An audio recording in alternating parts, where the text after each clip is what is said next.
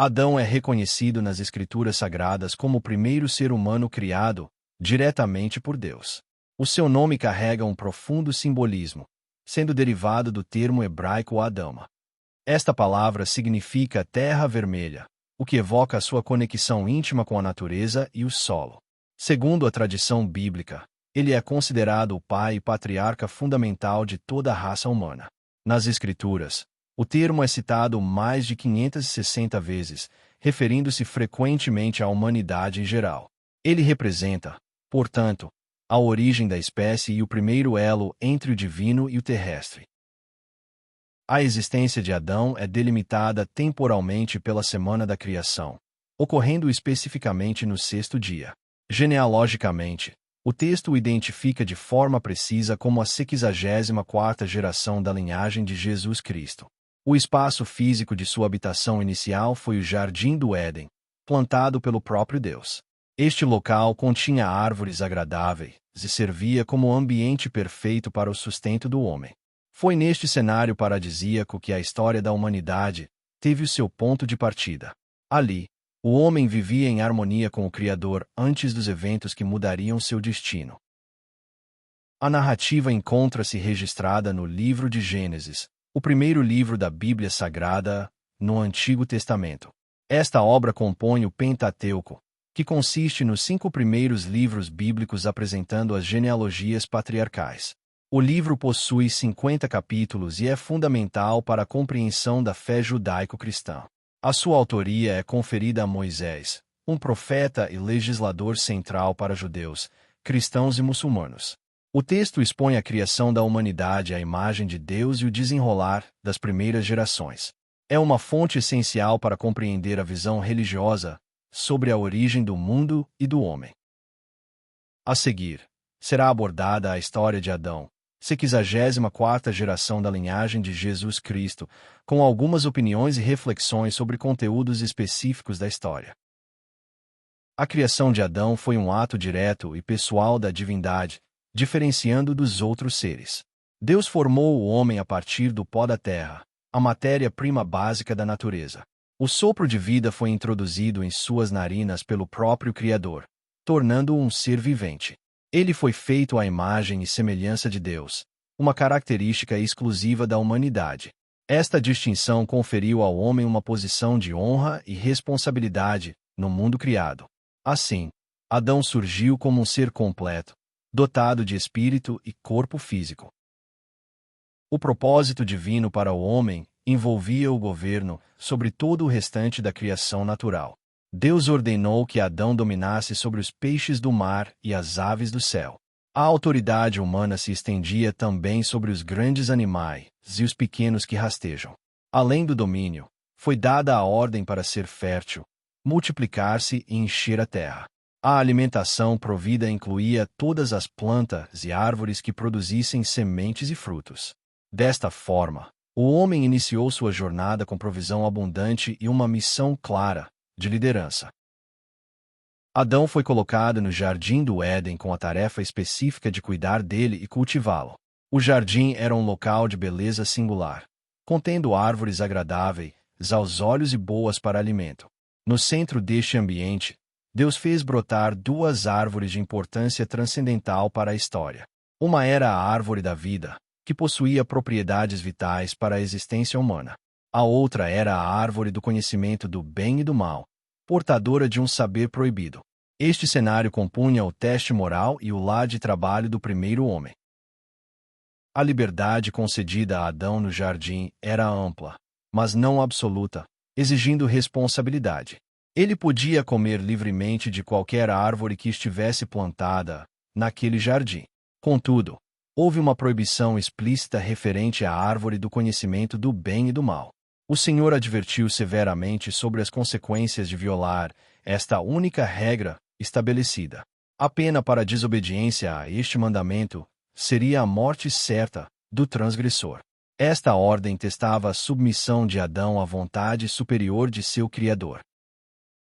Durante a nomeação dos animais, tornou-se evidente que Adão estava em uma situação de solidão. Deus percebeu que não era bom que o homem vivesse só, sem um par semelhante. Embora houvesse muitos animais do campo e aves, nenhum deles servia como auxiliador idôneo. A criação animal, também formada da terra, não possuía a compatibilidade necessária com o ser humano. A busca por uma companhia adequada demonstrou a necessidade social intrínseca à natureza do homem. O Criador então planejou uma nova intervenção para suprir essa carência afetiva e existencial. Para criar a companheira ideal, Deus fez com que Adão caísse em um sono profundo. Enquanto ele dormia, o Senhor retirou uma de suas costelas para formar a mulher.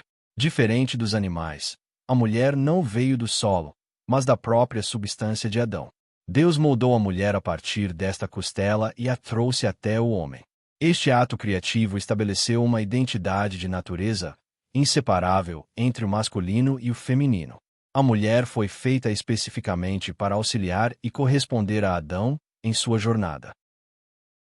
Ao ver a mulher, Adão expressou imediatamente o seu reconhecimento e a sua alegria profunda.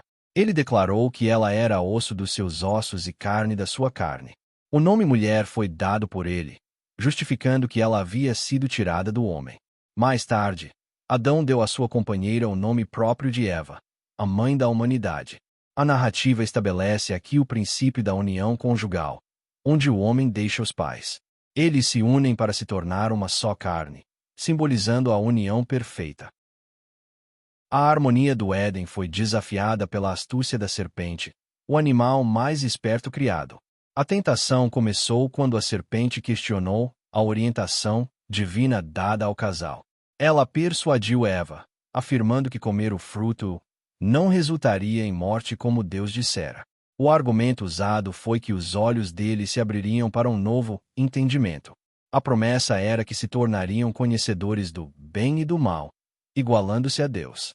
Adão e Eva falharam em manter a confiança na palavra do seu Criador. A queda ocorreu quando Eva observou que o fruto parecia agradável e desejável para o discernimento.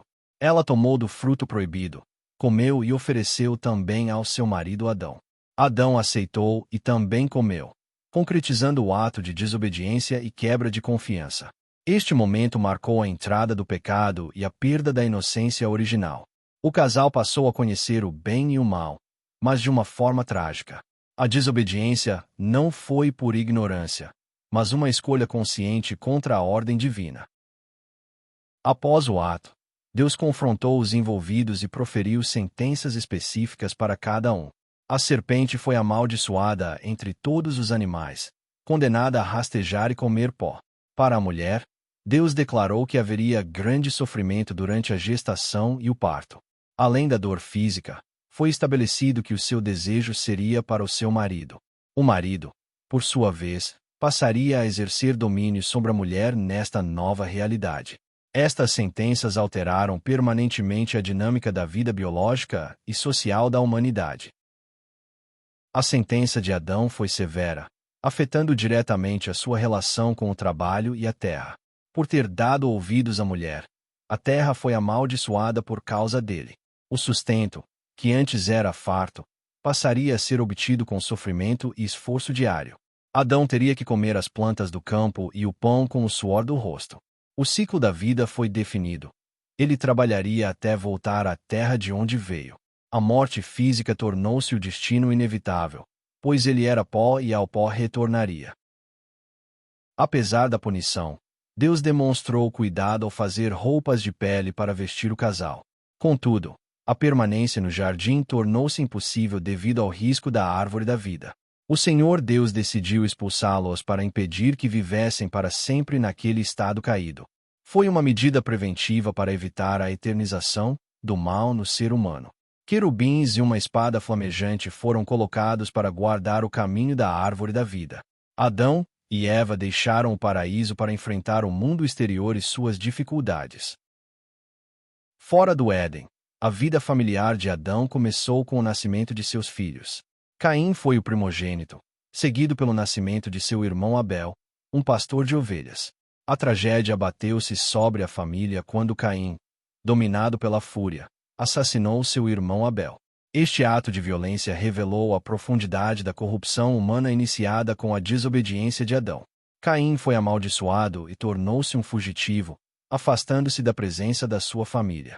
Adão experimentou assim a dor da morte e da separação dentro de sua própria casa. Aos 130 anos, Adão gerou Sete, um filho que veio para substituir o lugar de Abel. Sete deu continuidade à linhagem dos justos, correspondendo à 63ª geração na genealogia de Jesus. Após o nascimento de Sete, Adão viveu ainda mais 800 anos, gerando outros filhos e filhas. A longevidade dos patriarcas permitiu que a população humana crescesse rapidamente nestes primeiros séculos. Adão faleceu com a idade avançada de 930 anos, cumprindo o destino mortal. Sua vida encerrou-se, mas sua descendência continuou a povoar a terra conforme a ordem divina. Adão permanece na história como o pai fundamental de toda a humanidade e suas civilizações. Ele foi o único homem a experimentar a vida tanto no paraíso quanto na terra amaldiçoada. Sua trajetória exemplifica a fragilidade humana diante da tentação e a gravidade das escolhas morais. Mesmo após a queda, ele cumpriu o papel de iniciar as gerações que povoariam o mundo. A figura de Adão é central para entender a condição atual do ser humano no mundo.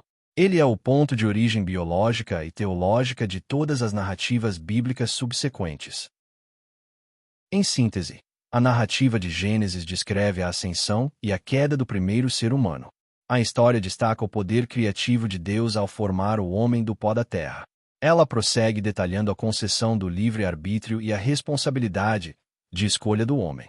O ponto de virada ocorre com a desobediência, que traz juízo e expulsão do ambiente ideal. No entanto, a narrativa não termina em desespero, mas com a continuidade da vida através dos descendentes. É um relato que mistura a justiça divina com a misericórdia preservadora da espécie. As ideias principais giram em torno da soberania de Deus e das consequências das ações humanas. O texto enfatiza que Deus não abandonou a criação, mesmo após o erro cometido no jardim. A provisão de vestes e a proteção da linhagem mostram um cuidado contínuo do Criador. Outro ponto central é que o conhecimento do bem e do mal trouxe responsabilidade moral. A ação punitiva de Deus é apresentada como educativa, visando ensinar sobre limites e obediência. Estas lições formam a base ética para as gerações que sucederam Adão e Eva. A história de Adão revela um Deus que atua como pai e juiz. A humanidade, representada por seu patriarca, é vista como alvo do amor e da disciplina divina. O relato serve como um espelho para cada indivíduo, refletindo a luta entre obediência e rebelião. A morte de Adão não foi o fim, mas parte de um plano maior de redenção. O legado deixado por esta história continua a influenciar a fé e a cultura ocidental. Assim, o livro de Gênesis preserva memórias essenciais sobre quem somos e de onde viemos.